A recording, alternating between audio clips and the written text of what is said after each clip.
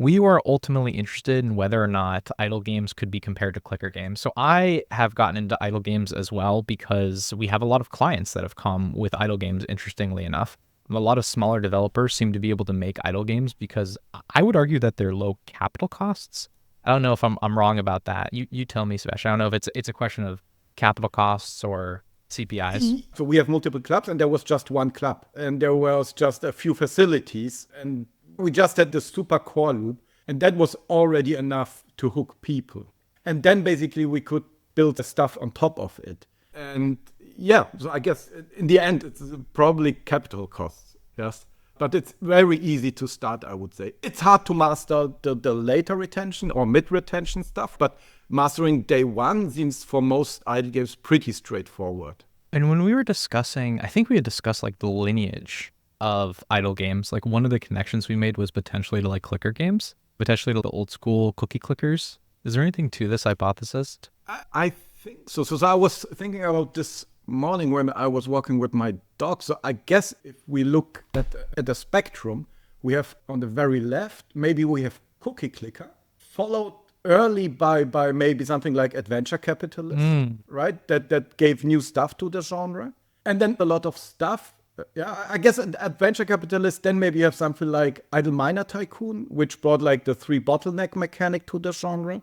I guess then you would go with the early stuff by Cody Games that is like Theme Park, Idle Theme Park, or Idle Empire, whatever it's called. Then they had this Idle Hotel thing, which was also still pretty good. Then people started copying all that stuff, I would say, the Cody Games formula.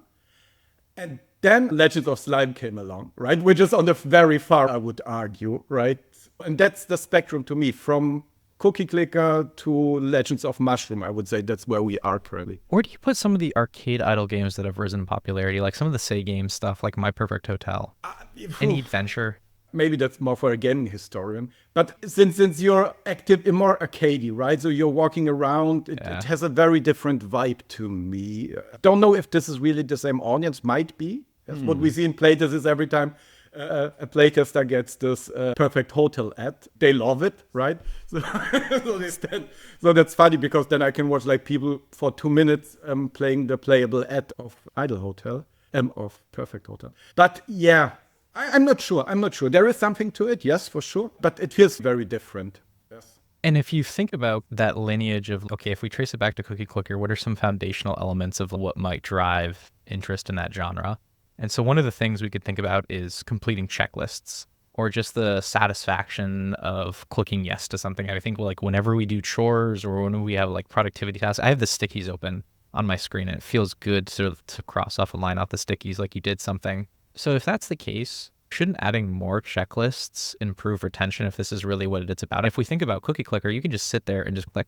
A lot of things are pinging because you're clicking. There might be achievements or missions that are going off. But there's also just like the natural satisfaction of clicking. There's the haptic feedback, potentially, depending on the platform. There's the audiovisual feedback, potentially, depending on the platform. So there's a lot of things that happen when you click that button. And sometimes in idle games, you don't have the autonomy to click a bunch. It really depends on the number of upgrades and what the shape of the progression curve is. So if it's an exponential curve, you're going to click progressively less as there are fewer and fewer upgrades that you're able to do. So what would happen if we increased the amount of checklists in an idle game? Could we improve retention? And not doing like Zynga PM stuff. That's not what the Experimentation Group does. We're interested in seeing what this aspect looks like, this particular feature when you turn it to 10, when you turn it to 11. Does it really drive metrics? Is it as important as we think it is? And so what we tried to do is come up with multiple variants that would test this hypothesis. By increasing one of the centers where you claim missions by 6x, you're going to have 6x more missions to claim. We'll talk about like how that was implemented. And the other thing that we increased was the number of upgrades in the establishments. So there's also audiovisual feedback and haptic feedback, which I think has become like super important. I know David, another Experimentation Group member, thinks like the haptic feedback is the saving grace of mobile, but like it rumbles. Rumbles, it definitely is like a classical conditioning feature. And we're going to increase the amount of spending you can do for the establishments. And we have data to share too.